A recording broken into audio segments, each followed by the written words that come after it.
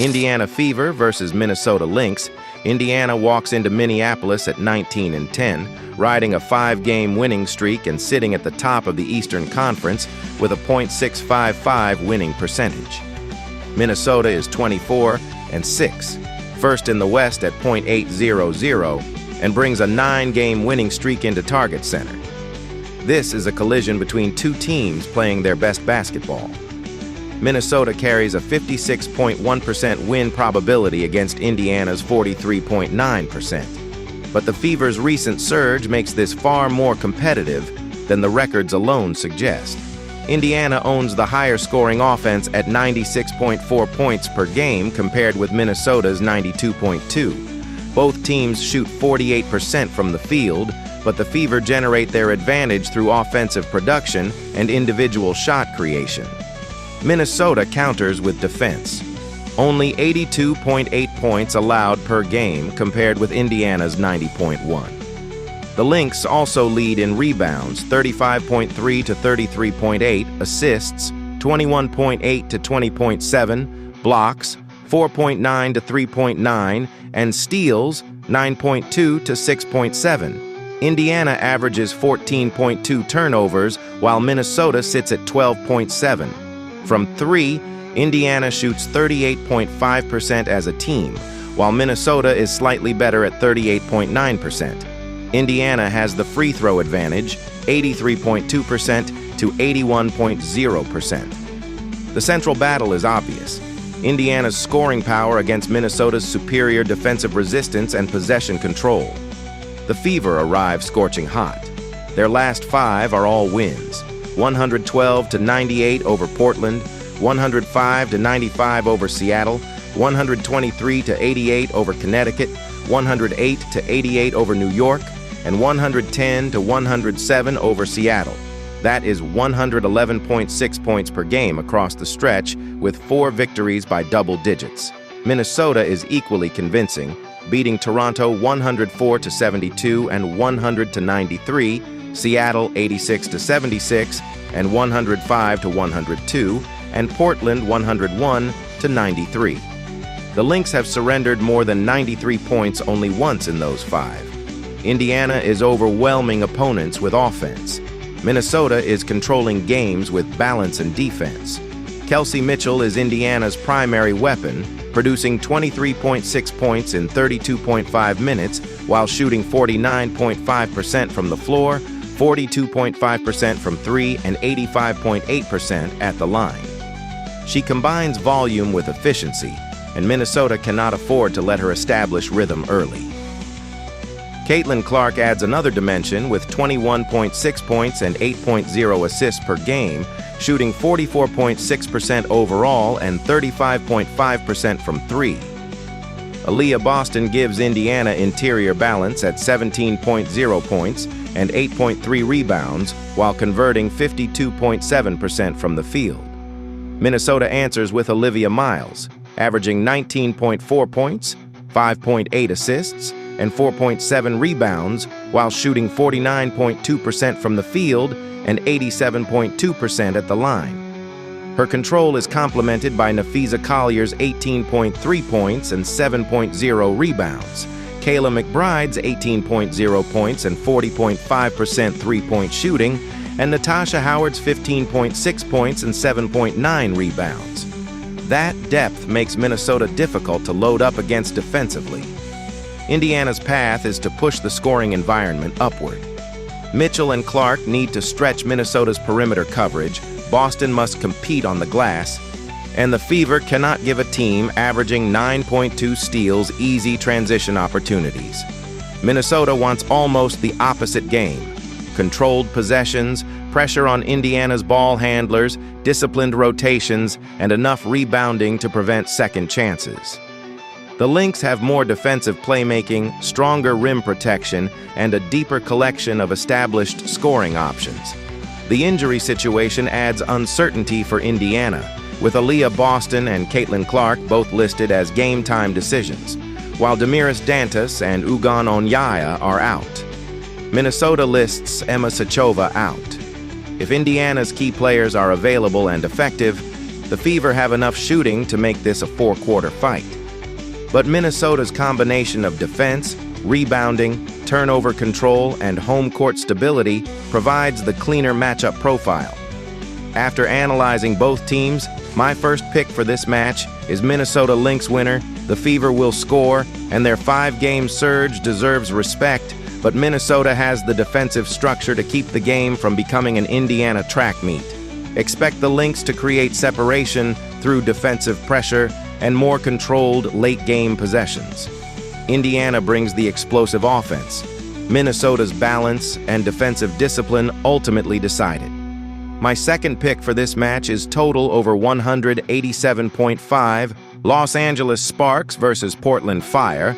Los Angeles heads into Portland at 10-17, sitting 6th in the Western Conference, while Portland enters at 11-18 and 5th. Neither team has room for another prolonged slide. Portland already dropped the first meeting 89-72 in Los Angeles, so this is a chance to answer back at home, while the Sparks are trying to reinforce their edge in the season series. The matchup projection gives Los Angeles a significant 63.1% advantage against Portland's 36.9%, setting up a game where the Fire have to overturn both recent history and the statistical profile. The season numbers give Los Angeles small but meaningful advantages almost everywhere. The Sparks average 89.0 points per game, compared with Portland's 85.7, shoot 46% from the field against 45%, and hold edges in rebounding 30.8 to 29.3, assists 21.4 to 20.6, and steals 7.6 to 7.5. Portland counters with stronger rim protection at 3.8 blocks per game compared with 3.1. Defensively, Portland allows 91.6 points per game, while Los Angeles gives up 94.1. So the Fire have shown slightly more resistance despite their offensive deficit. Los Angeles' shooting table shows 46.3% overall, 32.7% from 3, and 79.2% at the line, while Portland sits at 45.0%, 34.9% from 3, and 81.4% from the stripe.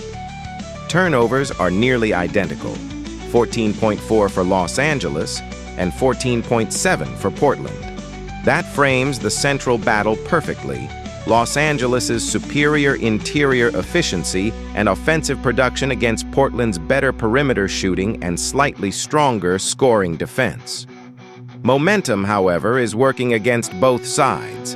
Los Angeles has lost 5 straight, falling 113-109 to New York, 86-82 to Phoenix, 90-82 to Dallas, 96-82 to Chicago, and 96-87 to Minnesota.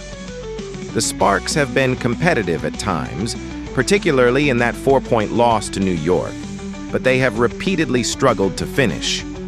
Portland is 1-4 across its last 5, losing 112-98 to Indiana, 98-83 to Las Vegas, 101-97 to Dallas, and 101-93 to Minnesota before a 75-56 victory over Washington. That Washington performance showed Portland's defensive ceiling, but consistency remains the question.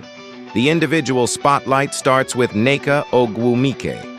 She leads Los Angeles at 17.3 points and 8.9 rebounds while shooting an outstanding 53.1% from the floor, 40.6% from 3, and 85.3% at the line.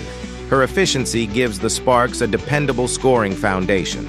Erica Wheeler supplies 5.3 assists per game, while Dearica Hamby contributes 14.7 points on 53.2% shooting. Portland answers with Carla Light, averaging 15.3 points and 6.1 assists. Light shoots 44.4% overall and 34.5% from 3, making her the central organizer of Portland's offense. Emily Engstler adds 9.2 points, a team-leading 5.3 rebounds, 1.6 steals, and 1.6 blocks, giving Portland valuable defensive activity. Tactically, Los Angeles should attack inside first. Ogwumike and Hamby give the Sparks efficient finishing, and their overall rebounding advantage can create additional possessions. Portland's counter is spacing.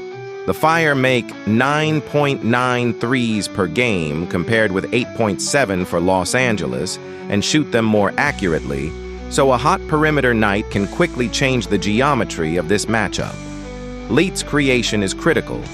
If she controls tempo and forces Los Angeles into rotations, Portland can generate the open looks it needs.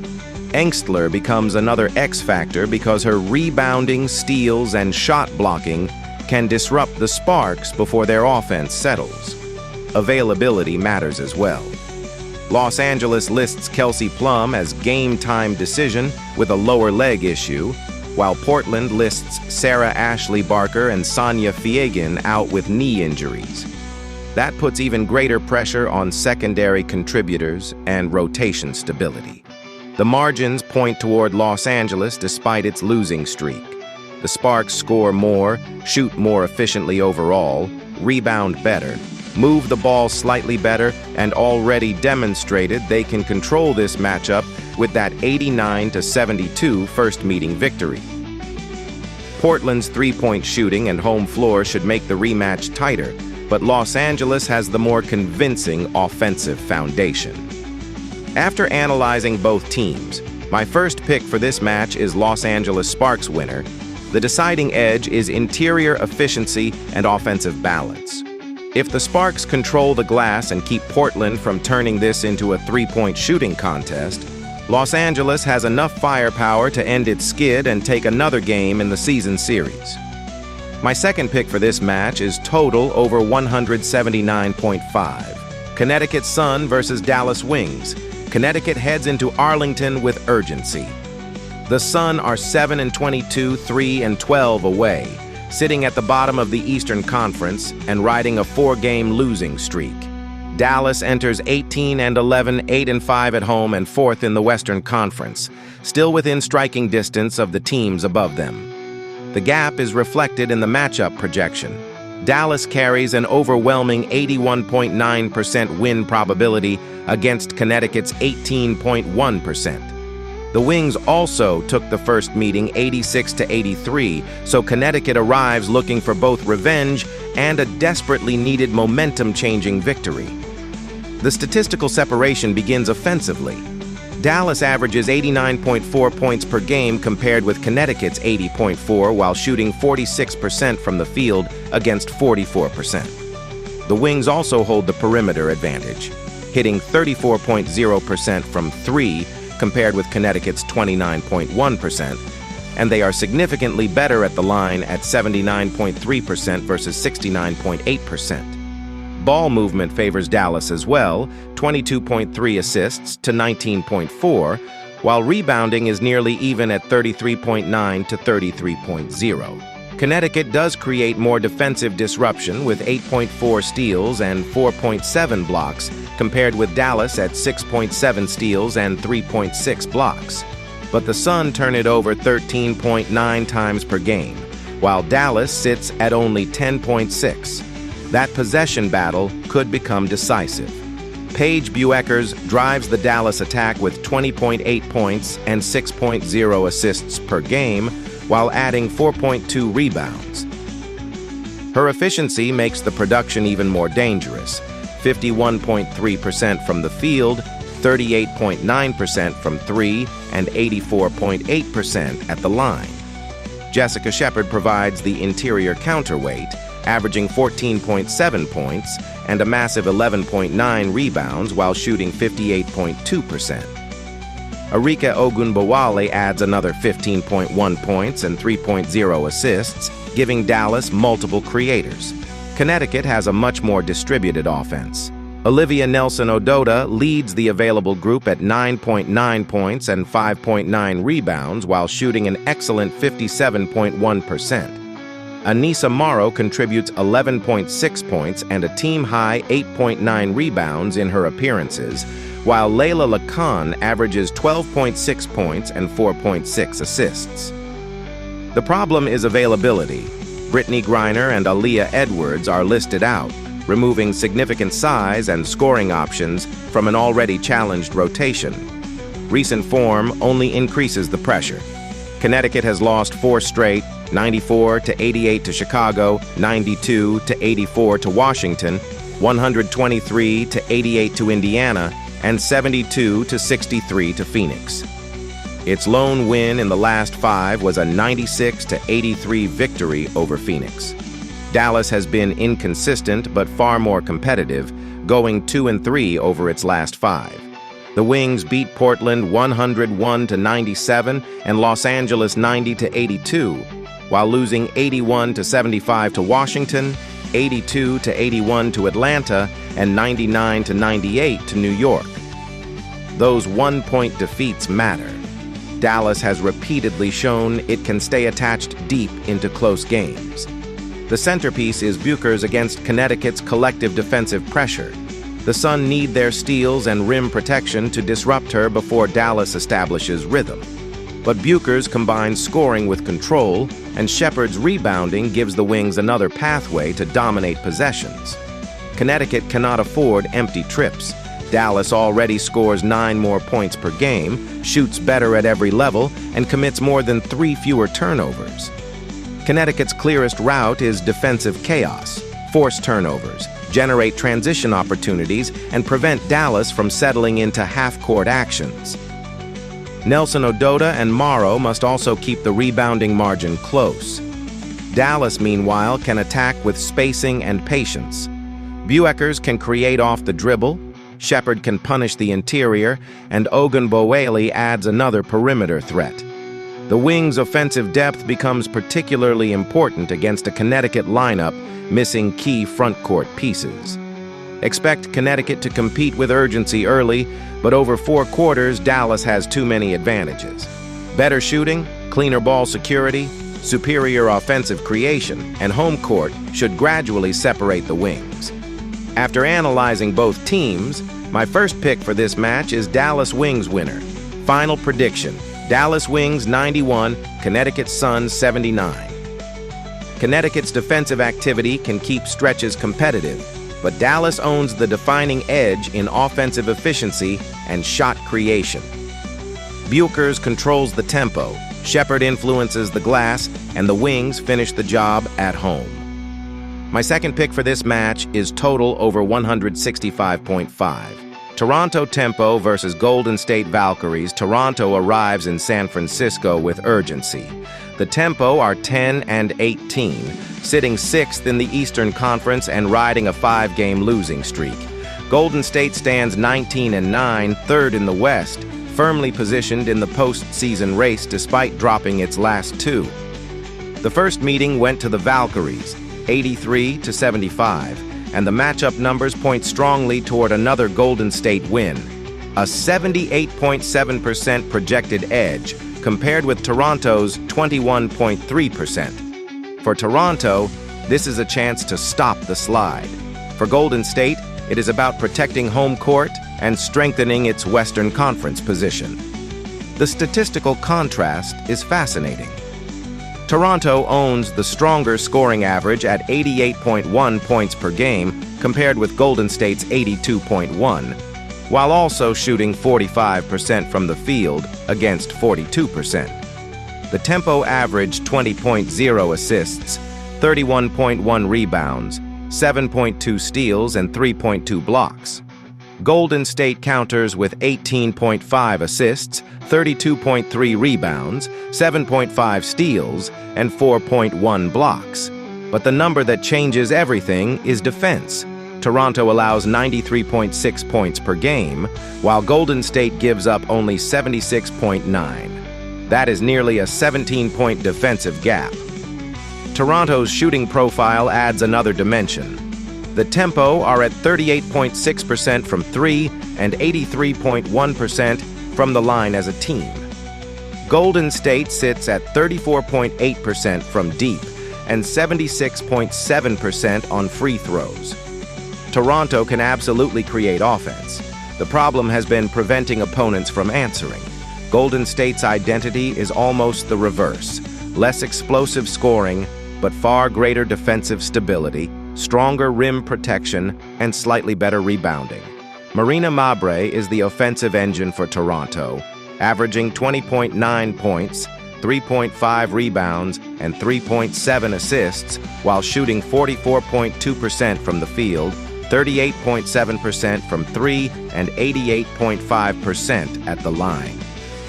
Julie Alamon supplies the playmaking with 5.5 assists and 1.5 steals, while Maria Conde leads Toronto's rebounding at 4.7 per game. Golden State answers with Gabby Williams at 14.8 points, 3.3 rebounds, 2.2 assists, and 1.7 steals. Williams shoots 41.5% overall and 34.3% from three. Veronica Burton brings 12.0 points and a team-best 5.5 assists. Kayla Thornton grabs 5.1 rebounds, and Kia Stokes provides 1.8 blocks per game. Recent form creates an even sharper divide. Toronto has lost 5 straight, 104-72 at Minnesota, 100-93 at Minnesota, 109-83 against Las Vegas, 111-92 against Atlanta, and 79-62 against Washington. That is not simply a losing streak. 4 of those defeats came by double digits. Golden State has lost 2 straight, 91-89 at Phoenix and 90-82 against Washington. But those followed 3 consecutive victories: 74-69 over Washington, 88-75 at Indiana, and 79-64 at Connecticut. Golden State has recently demonstrated that it can win through defensive control. Toronto is still searching for the same stability. The individual battle starts with Mabre against Williams. Mabre carries the greater scoring load and has the cleaner shooting percentages, particularly from 3 and the free throw line. Williams brings a more defensive two-way profile and can influence possessions without dominating the ball. Toronto needs Mabre creating efficient offense because Golden State's defense is built to make every possession uncomfortable. Golden State, meanwhile, can distribute responsibility across Williams, Burton, and Thornton rather than depending on one scorer. Tactically, Toronto's path is clear. Shoot efficiently, move the basketball, and turn this into a higher-scoring game. Golden State wants almost the opposite. Control the glass, protect the rim, force Toronto into difficult possessions, and make the tempo defend deep into the shot clock. The Valkyries' advantages in points allowed, rebounds, and blocks give them multiple ways to disrupt Toronto's rhythm. Toronto's three-point accuracy is the major X factor. If Mabre and the perimeter group catch fire, the tempo can stretch Golden State's defense and change the mathematics of the matchup. Injuries add another concern for Toronto, with Anissa Morrow and Brittany Sykes listed out, and Mabre listed game-time decision with a neck issue. Golden State lists Gabby Williams as game-time decision, while Ileana Rupert is out. After analyzing both teams, my first pick for this match is Golden State Valkyries winner. The numbers ultimately favor the home team. Toronto has enough offensive talent to keep stretches competitive, but its 93.6 points allowed and 5-game skid are difficult to overlook against a Golden State defense, surrendering just 76.9 per game. Final prediction: Golden State Valkyries 84, Toronto Tempo 76. The deciding edge is defensive stability. Golden State controls enough possessions, wins enough battles around the rim, and turns discipline into separation down the stretch. My second pick for this match is total over 160.5.